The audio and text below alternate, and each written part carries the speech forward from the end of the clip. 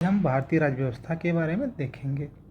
विषय विस्तार क्या है? भारत का संवैधानिक विकास, उस रेगुलेटिंग एक्ट, फिर पिट्स इंडिया एक्ट, उसके बाद आता है 1786 का अधिनियम, चार्टर एक्ट 1813, 1833 का भारत शासन अधिनियम 1919, भारत परिषद अधिनियम 1909, भारत शासन अधिनियम 1886, 1861, भारत शासन अधिनियम 1858, चार्टर एक्ट 1853, भारत शासन अधिनियम 1935, क्रिप्स मिशन 1942, वेबल योजना 1945, शिमला सम्मेलन 1945, कैबिनेट मिशन 1946, अंतरिम सरकार का गठन 1946, माउंटबेटन योजना 1947, संविधान का लागू होना, संविधान सभा के विकास के चरण, प्रारूप समिति, संविधान सभा की समितियाँ, संविधान स्वतंत्रता अधिनियम द्वारा परिवर्तन, उद्देश्य प्रस्ताव, संविधान सभा और भारतीय स्वतंत्रता अधिनियम 1947।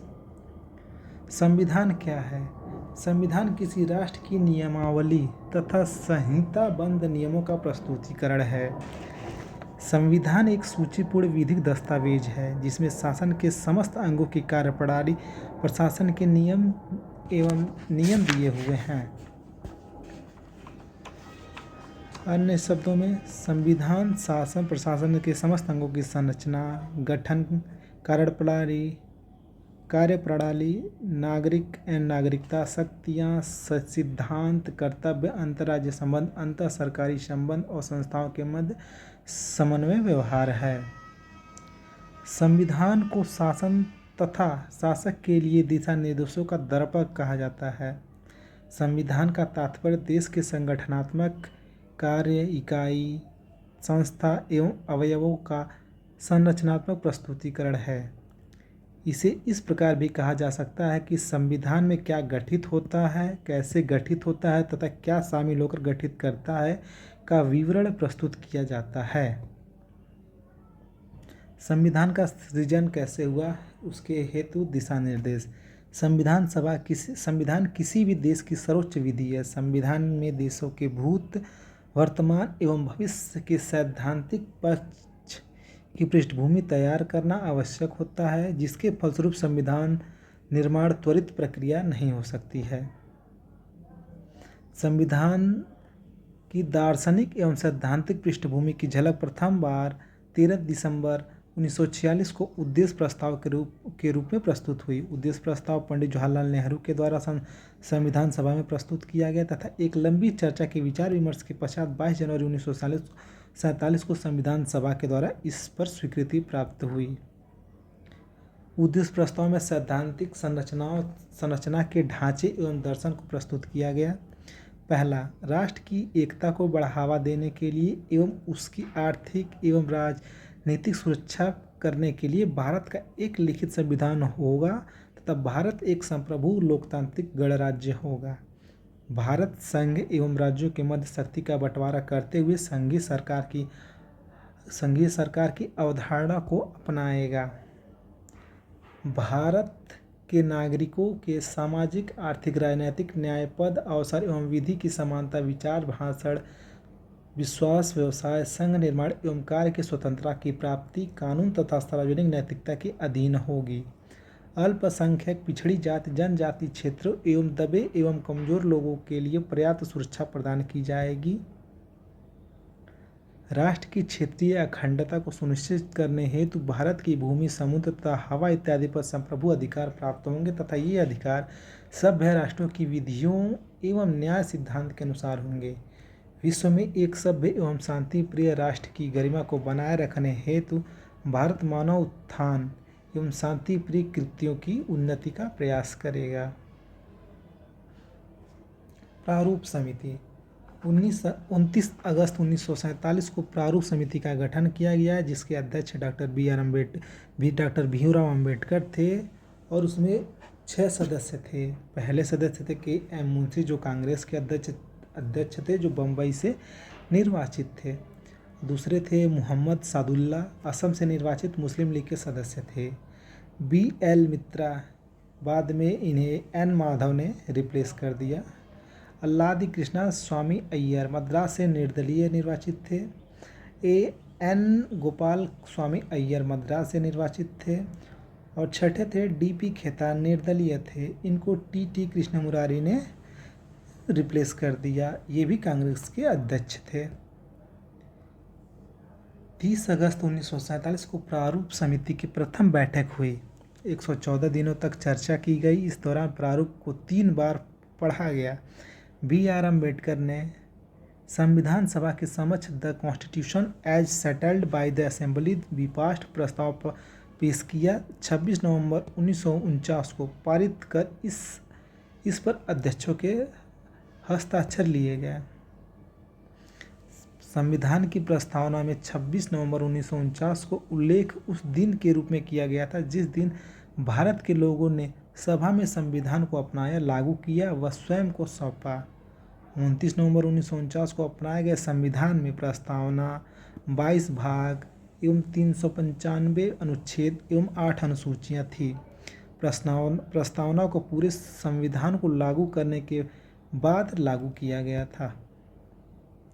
संविधान सभा के विकास के चरण। संविधान के निर्माण में संविधान सभा को 2 वर्ष 11 माह 18 दिन लगे। अपने कार्यकाल में संविधान सभा 3 चरणों से गुजरी। प्रथम चरण 6 दिसंबर 1946 से 14 अगस्त 1947 तक।